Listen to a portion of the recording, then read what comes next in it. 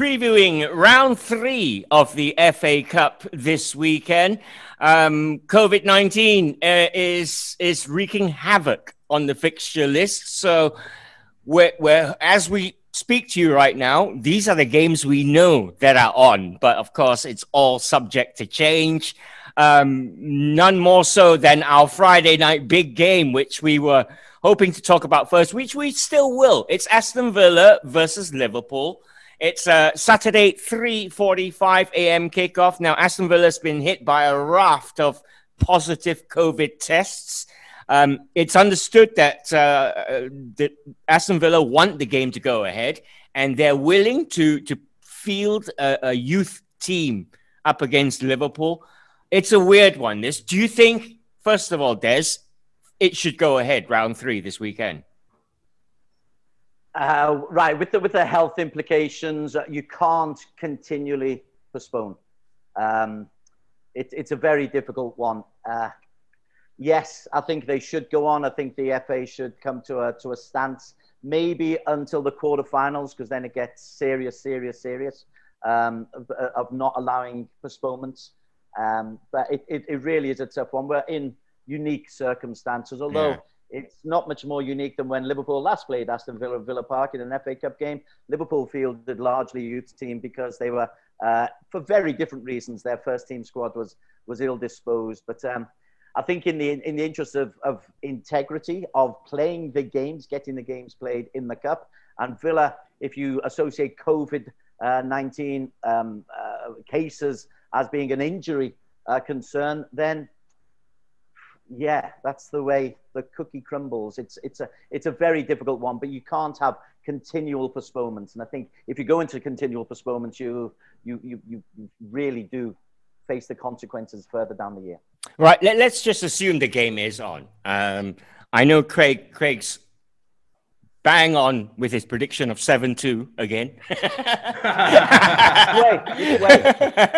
But let me come to you, Bob. And we're looking at Liverpool here. Monday night, Liverpool lost in the league 1-0 at Southampton, a result which literally brought Ralph Hasenhüttl to tears.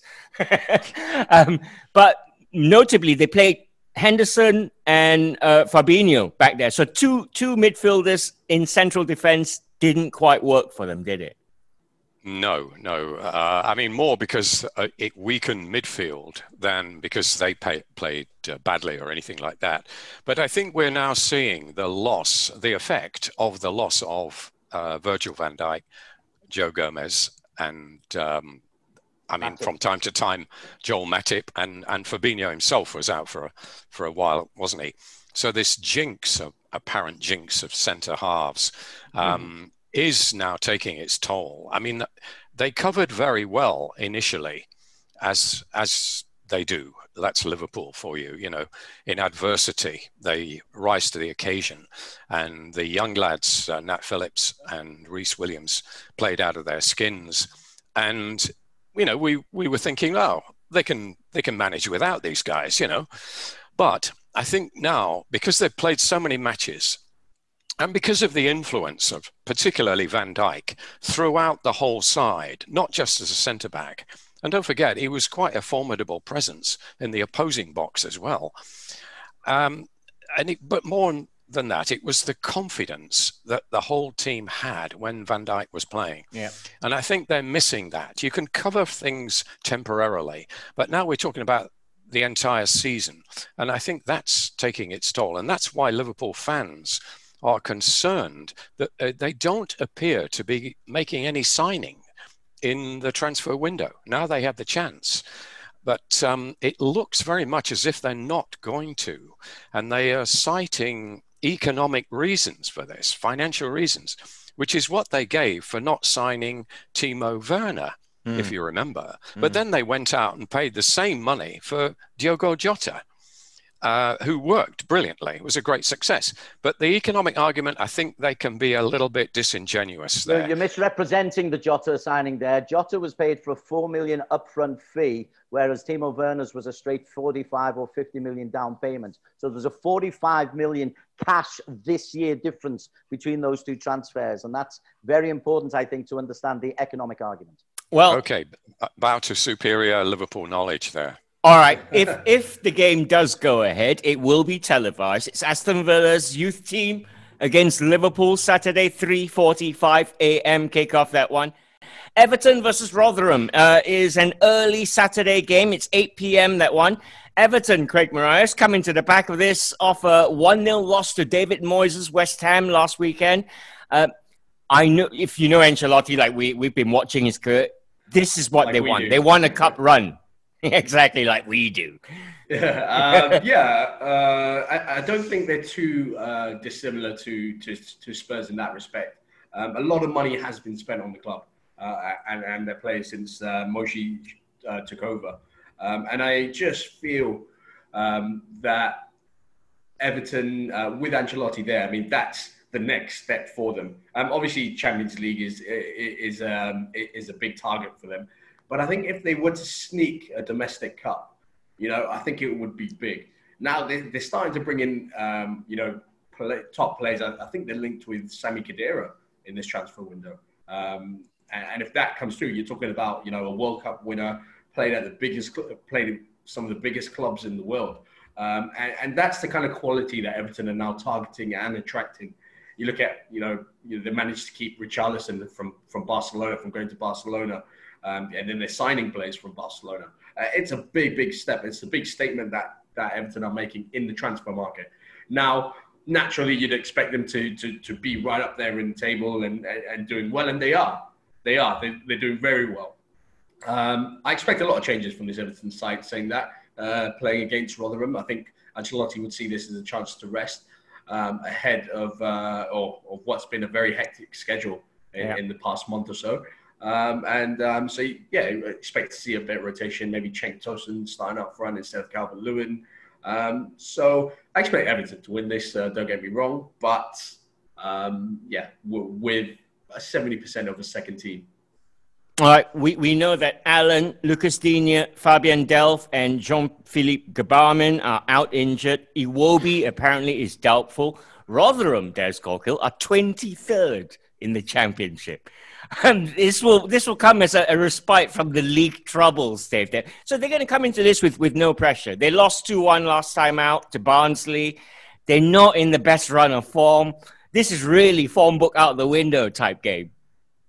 Yeah, Rotherham are one of those teams who belong somewhere between the old 4th and 2nd division. They yo-yo up and down. They've never really had the opportunity to play at the top flight. They're on one of their downward spirals at the moment after the nutter, what's his name, Evans, took them into real problems. So they've got a new stadium. They're a nice little community club, not a little community club. They're a nice town community club. They're all that's good about lower league football in England, in that they sometimes have good seasons, sometimes have bad seasons. As you say, this is an opportunity for them to maybe get a little bit of the spotlight. A cup run can do wonders for a club like this in boosting confidence. But even if Everton put out their second string, you would expect them to be too good for Rotherham.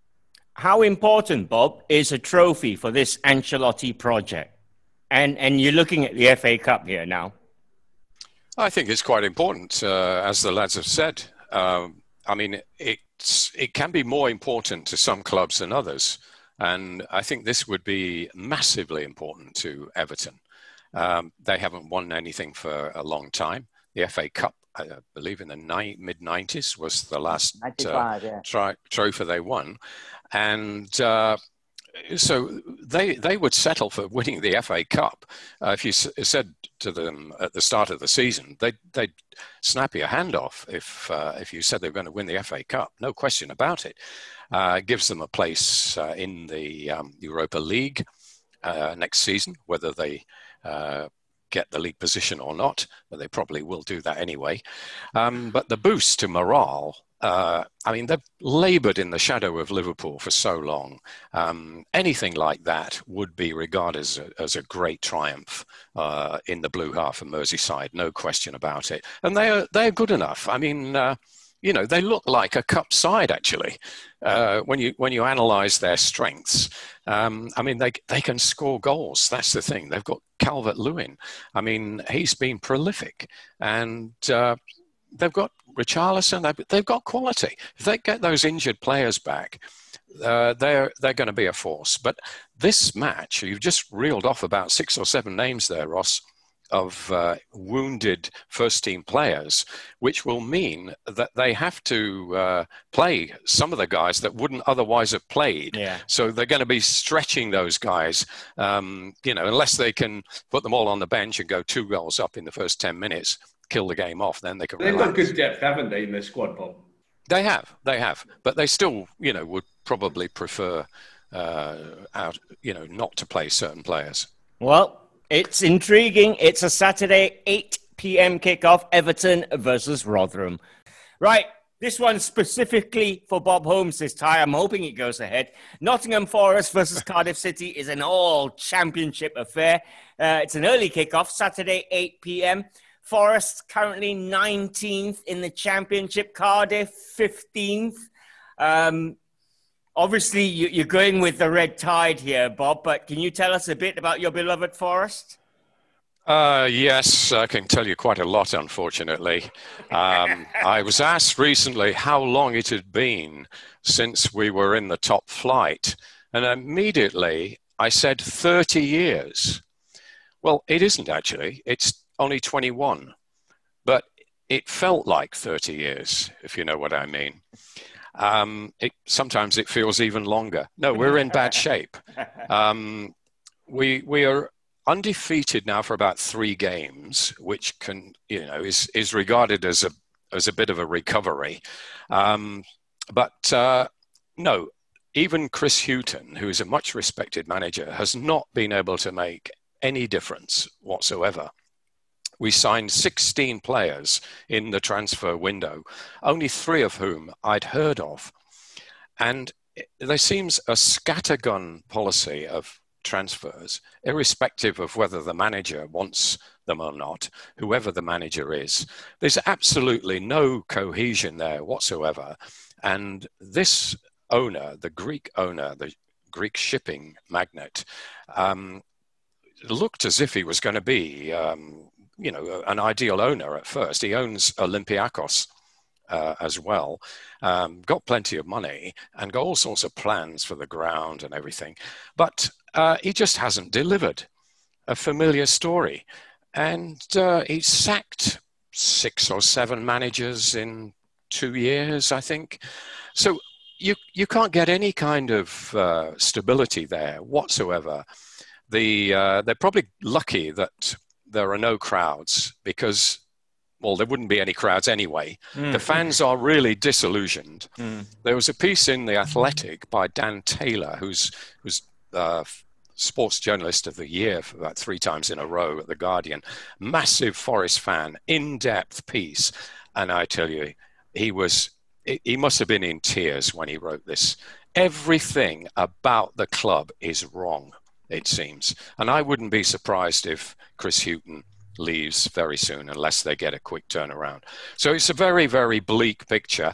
And this game, I don't think Cardiff are too bothered either. They're a little bit better off than Forest. They're slightly higher in the table, but they're a long way from the playoffs. I don't think they're really worried about relegation, but they cling to the playoffs every year. They're dying to get back in the top flight. Neither club really wants this game to be played. So I'm painting a very bleak picture here, but I don't think it's on TV, so I wouldn't waste your time watching it anyway. No, it's one of those games. You can't paint it any other way. There's no way of putting any shining any light in this whatsoever. All right, well, Forest are in decent form. 2 wins, 3 draws in their last 5.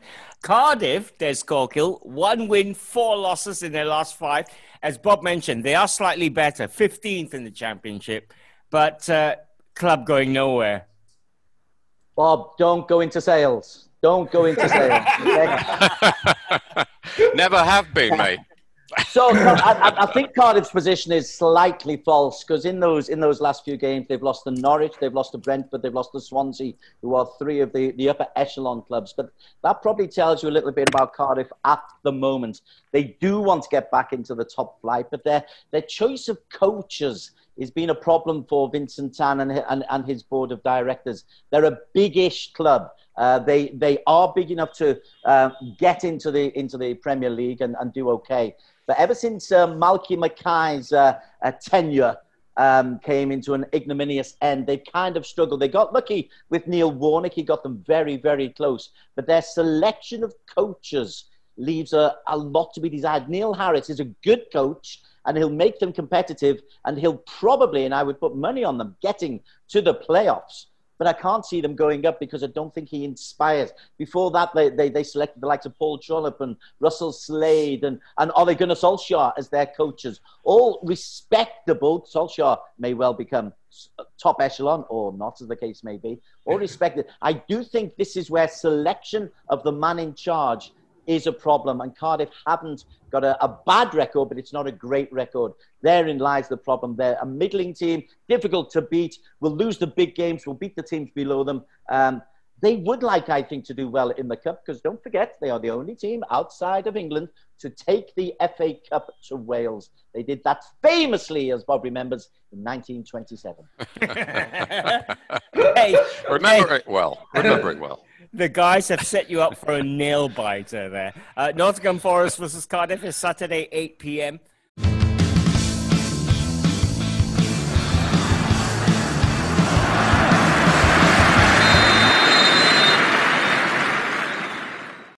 Arsenal versus Newcastle is Sunday at 1:30.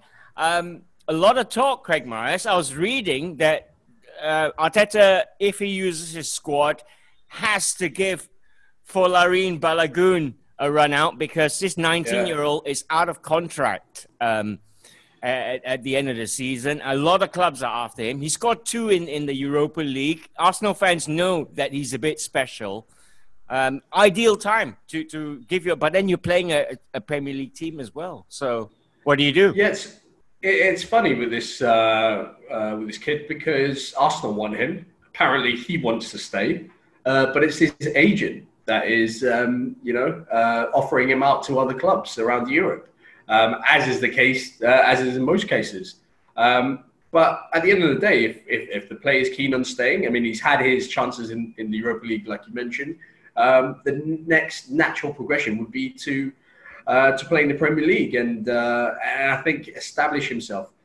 We've seen it with players like Emile Smith-Rowe, and we've seen what he can do. Bukayo Saka as well. All under Arteta, they've been given a chance to establish themselves in the Arsenal team. And there is space for him. He's a very talented youngster. I think he's about 19 now.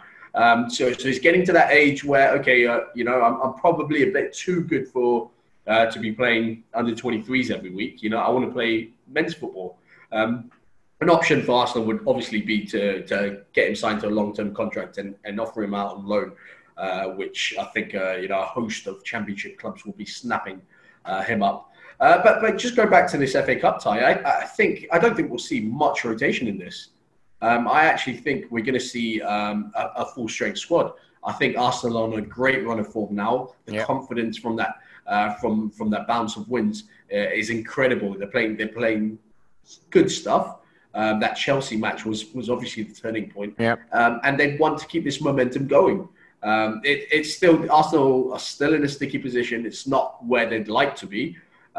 So, a win here would keep that momentum going, that winning feeling going, and obviously gives them a chance in the cup to progress to the next round. Absolutely. I think Newcastle are in exactly the same boat, to be honest. Where they'll look at this and they say, well, it's a great chance for us. I don't think either team have double game weeks in the next couple, so they should be able to play this with a full-strength squad. But Newcastle, Des, are in dire form. 1 win in their past 6. All defeats in there as well. A defeat to Brentford in the Carabao Cup quarter-final. But it's the FA Cup. It's not league. They might be a different mindset. So this was very interesting. I was looking at Arsenal will strengthen themselves by playing the kids. Get rid of the old guard. Newcastle haven't got any kids to play. You just look at the setup at Newcastle United and who is knocking on the door. The Longstaff brothers maybe are the exception to that rule, but they don't have a bright crop of youngsters, which for the first time, maybe I haven't looked at Newcastle for a while. Newcastle and the Northeast always used to be just this rich vein of kids coming through. Where are they at Newcastle United? Who is knocking on the door? Maybe that says a little bit about the mindset of the club, which is purely survival in the top flight. Keep those pounds coming in so that we can monetize the black and white stripes. But there doesn't seem to be a huge plan for the club. Beyond that, there are no kids coming through. You can't think of an alternative Newcastle side with the likes of Emil Smith Rowe, with the likes of Balguan, with the likes of the Arsenal players who have made the step up. And I think that says a lot about why Newcastle are in the... It's not a malaise because they won't get relegated, but they're not going to inspire and they're not going to persuade me to part with my dollars when it comes to paying for subscription fees. Big problem for the Premier League. Another nail biter. Not just my dollars. For you. Not just my dollars. Everyone's dollars. Arsenal versus Newcastle is Sunday, 1:30 a.m. kickoff. Man United versus Watford is a Sunday, 4 a.m. kickoff. Craig Marias, the last time Man United lost in the FA Cup was 39 years ago. I believe it was 1-0 to Watford at the time. If memory serves me correctly, Ron Atkinson came out in the press and said Brian Robson was crap. As managers in those days really shielded their players. He came out and he went, Ray Wilkins is back to his old self again. And he just thought, wow. But it's a big ask for Watford, this one, right? It really depends. But for United, they had a change in manager. For United, there are loads of questions like Bruno, he needs a rest. Maguire, he needs a rest. Yeah, which is why I don't think it's as straightforward as a United win. I think there'll be a wholesale changes for United. Don't forget they've got three games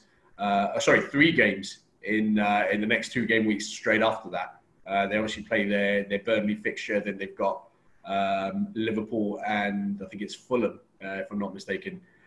So it's a tough. It's a run of games where some of those players who are playing more or less every minute, i.e. Bruno Fernandes, Harry Maguire, and it gives them a chance to get a bit of a breather. So I do expect United to ring in the changes for this fixture. Watford, on the other hand, bit confusing, to be honest with you. I'm still unsure why they sacked the manager that they got at the start of the season. But they sacked him. They brought. We can't even remember names. That was 3 or 4 managers ago. Eva something. Ivic. Vladimir Ivic. Ivic. That's it. Ivic. That's it. But he was doing all right. He wasn't doing that bad, was he? But he. No, you don't have to at Watford. Yeah, it's a ridiculous amount of managers they've gone through as well. I mean, I think Bob, it'll be quite similar to Notts Forest, I think. Nottingham Forest, please. I've been pulled out of that before. I wrote it once on a sheet and I got told off.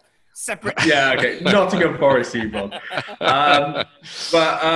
Yeah, I mean, I don't really know what to make of this new manager, but they still got a lot of quality in that team. I mean, João Pedro is a very good young talent. I think Premier League clubs will be sniffing around. Obviously, they still got your Troy Deeney. He's been in and out of the squad. Cleverly's still there. So you look at the core of that team, and it's still Premier League quality in the sense that seasoned Premier League players.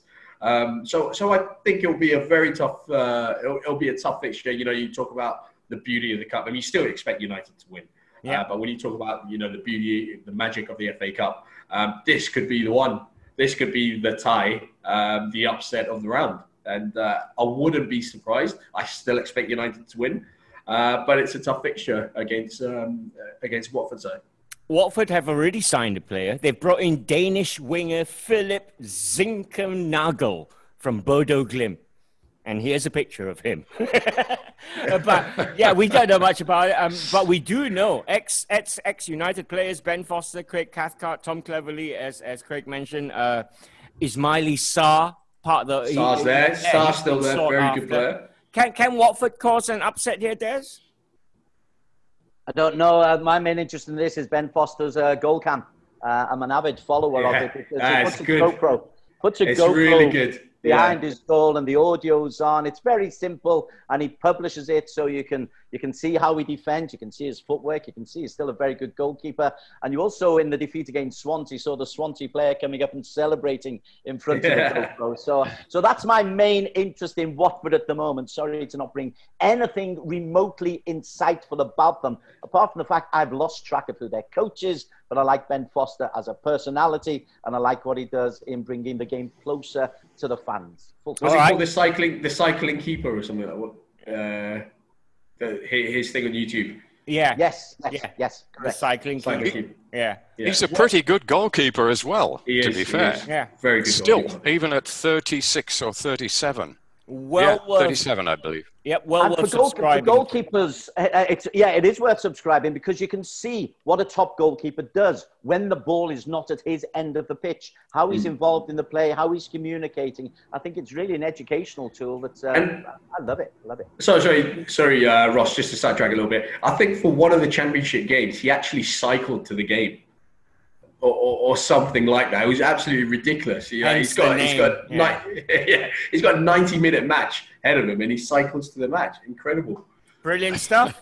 Man United, Watford, a different kind of preview. Sunday, 4 a.m. kickoff.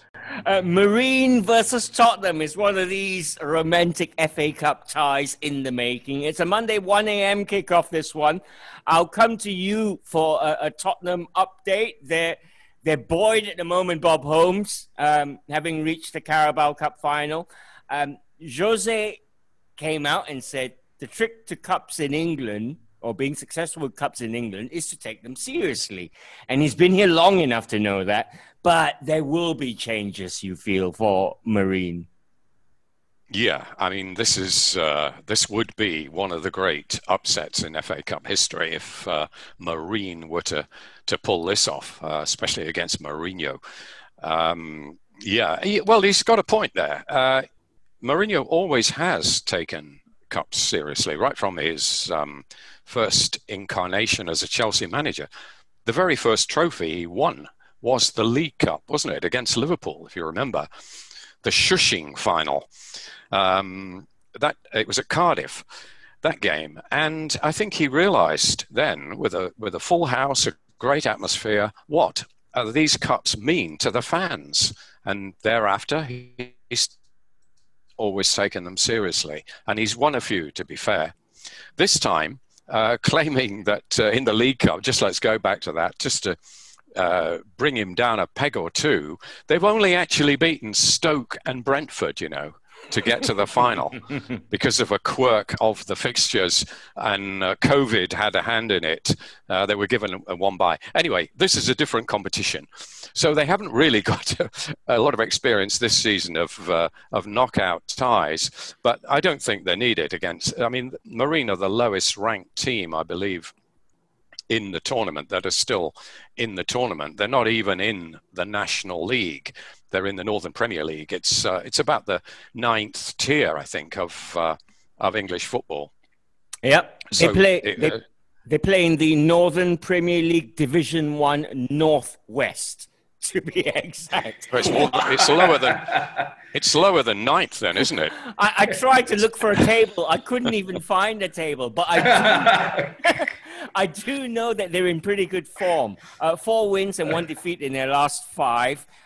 Even Everton and Liverpool, Des, have offered them their training facilities, which is very neighbourly of them. So Marine is in the north of Liverpool, and I was born and brought up in the south of Liverpool. So they were one of the bigger fishers, would you believe, if you're growing up in the amateur or semi-pro league. So when I'm training at South Liverpool, trying to get a game for South Reserves, Marine is the big club because they were in the Northern Premier League for a long time. South now no longer exists. But what I'd like to do is bring a local slant on this. A club like Marine is exactly what Malaysian football doesn't have. It doesn't have the depth of this community spirit of a club from the north of Liverpool that is happy to potter along between the Northern Premier League and the Northwest Counties League. They've been in the Northern Premier League for a long time, and to supply players up to bigger and better and more well-resourced clubs but they are very much part of the neighbourhood. They're based in Crosby in the northwest. And if Malaysia had any kind of a football structure, any kind of a football imagination, this pyramid structure would be existing. As Bob has quite rightly said, they're in level 8 of the league structure. It is a long, long way down. But Malaysia there is does a not structure. have 2 levels. Yeah. Malaysia does not have 2 levels. And here's the other thing that I know Craig may or may not agree with me, but I would put the quality of Malaysian professional players generally at this Northwest County's Northern Premier League standard. There are 1 or 2 exceptions, and the imports are possibly 1 or 2 exceptions, but this is the level that I believe we have got in Southeast Asia.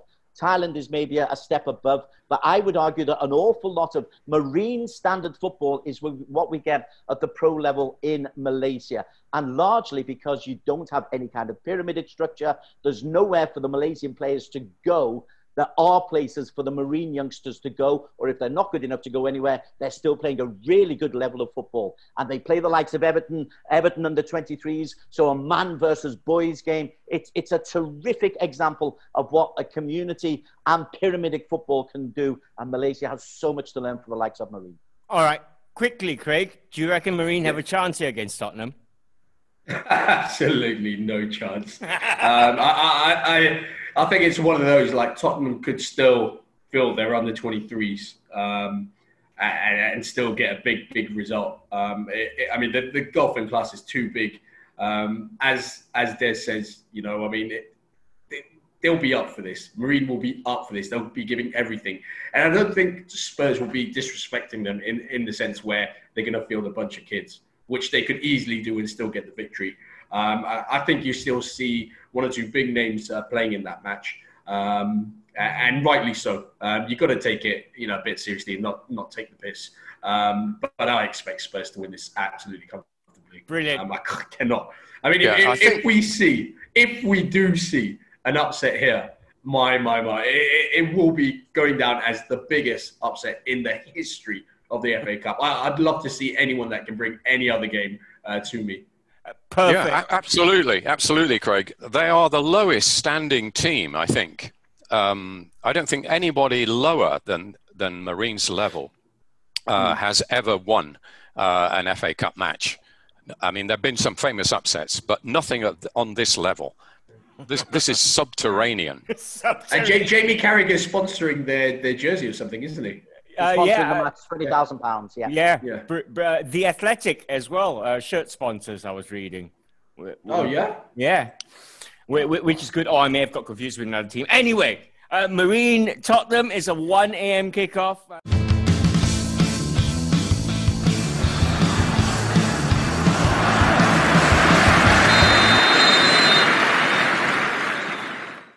Let's take a look at some of the other FA Cup ties this weekend. Then Wolves against Crystal Palace is also a Friday night tie. As far as we know, it's going ahead. It's Saturday, 3:45 a.m.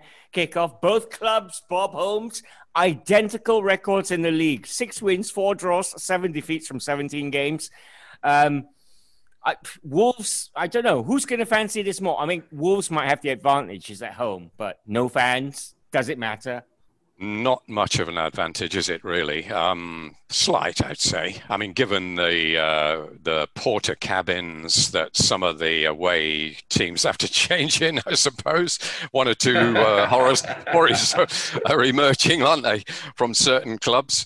But no, not much. It's a question of who wants it more, I think, this one. Yeah. Crystal Palace always knocking around, aren't they? Just when you're ready to write them off and, you know, send them down to the Championship, they pop up. So Wolves won't be taking it lightly.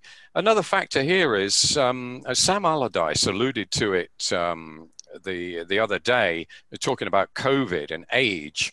Roy Hodgson is 73 years old, and that puts him in the vulnerable category. So, and he's had a problem with his skipper, hasn't he? Going off. Milivojevic. Yeah, I'm glad you said it, Ross. Going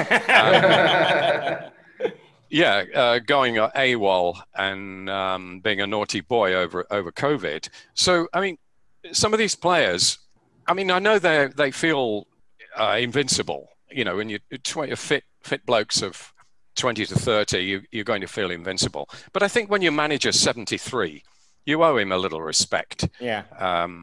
I'd just like to make that point. And not, I mean, he's just about the oldest, I think, Roy Hodgson. But even guys in their 60s, you can't take this lightly. So players have really got to get their act together, because there are signs that this discipline and these bubbles, which have done very well, football's done very well, I believe, much better than the country as a whole, to keep it secure. But there's just a few signs that it's breaking up now. Man City have had a problem, haven't they? Derby, one or two signs. So I think that, we've got to keep a lid on this. Getting back to who's going to win, I would go for Wolves every day of the week. Wolves are a good side. And I think FA Cup would be very nice for them. They got to the semi-final last year, didn't they? And or 2 years ago now. We thought they were going to get to the final, but Watford surprised them. And I think they'd like to make up for that. It was a bit of an aberration by Wolves. So I would say Wolves, and, they could go all the way, actually, in this tournament. Crystal Palace so need a final appearance, if it's just to erase the Pardew shuffle from everybody's memory. All right, very quickly, some of the other ties. Blackpool versus West Brom is Sam Allardyce, Des Corkill, returning to his first club that he managed. I was reading that he got them to the playoffs, they lost, and then he got sacked. Wow, okay. That's taking me back quite a while. Blackpool, again, one of these northern clubs who have got, remember, the greatest ever final was probably the Stanley Matthews final of the 50s. Look it up on YouTube, kids. And Stan Mortensen scored a hat-trick. So Blackpool have got a lovely tradition in FA Cup, although it is an ancient tradition. West Brom's isn't too awful either. They've won the trophy in the past. The fact I'm talking about things 50 years ago tells you where both clubs are just at the moment. I remember the Matthews final. It was my first recollection of life. Wow. Matthews final. Wow. Look it up, everybody. Look it up. I wasn't there, though. All right. Well, QPR play Fulham in a West London derby. Stoke versus Leicester.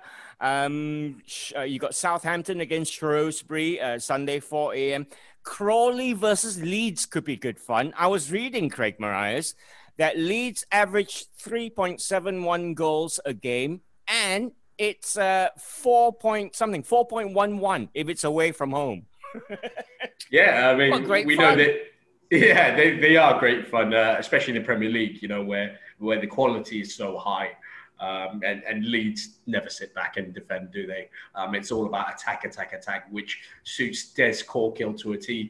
I mean, if you're asking me, can I see an upset here? I don't think I can. I think it's not an easy game for Leeds. I don't think. I think Crawley are all right. They're not as bad as people this part of the world think they are. They're not all the way down in the Marines kind of divisions. They're fairly high. I think they're League One. Am I right? League One, struggling, yeah. No, League Two, I think. League Two. League Two? Okay, so I mean, they're There's some posh houses in Crawley. I've been there. I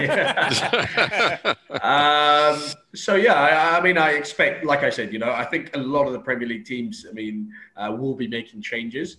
I think Leeds will be one of them. Yep. I think players like Patrick Bamford need to... But the style will be the same, right? The style will never change with Bielsa, which is why he is blockbuster. Brilliant. That one might be worth a watch on Sunday. Chelsea versus Morecombe could be interesting. Really? Well, I don't know. Morecombe are on a nothing to lose game here, and Lampard's got everything to lose. He's on a hiding to nothing, Des Corkill. Certainly is. Morecombe again. Listen, this is what the FA Cup is truly all about. Morecombe were down and out, somehow avoided relegation at the end of last year. They've got themselves challenging for a playoff place just at the moment. They're a northwestern club. There's a passionate but small local support.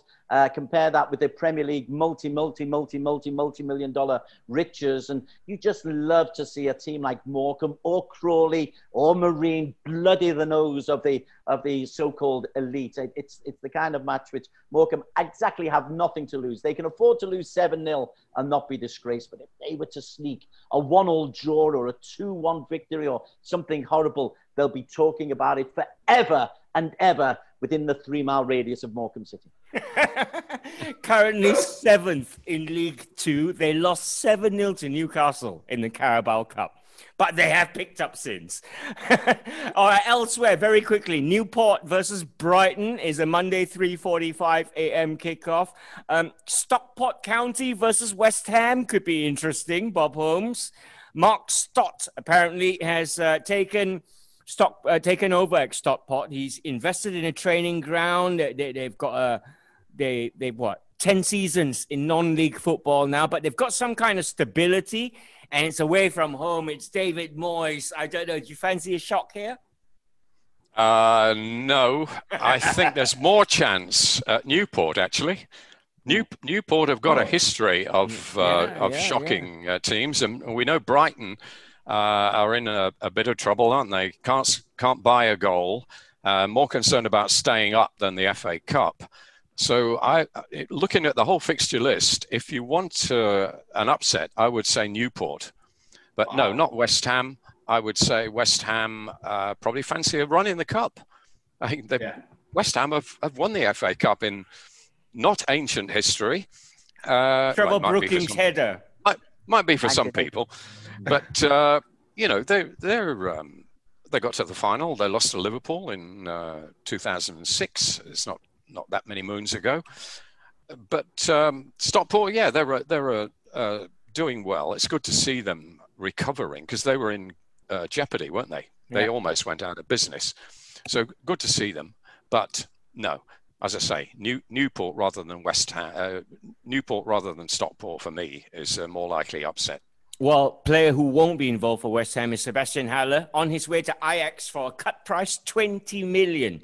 West Ham bought him for 45 million, of course. Yeah, nice 25 million down the drain for the poor merchants. And the fact that the top clubs can do that, and the likes of Marine or the likes of even Stockport County and Newport County both went down for the sake of a couple of $100,000. It just tells you, and I keep on going on about it, and I will not stop about it, the vast and gross inequality between the top flight and the lower flights. And something in this ever-changing world needs to be done to address that inequality. I like how he brought the Style Council in right at the end. Nice stuff. We've set you up nicely for the FA Cup third round. Many thanks to Bob Holmes, to Des Corkill, and to Craig Marias.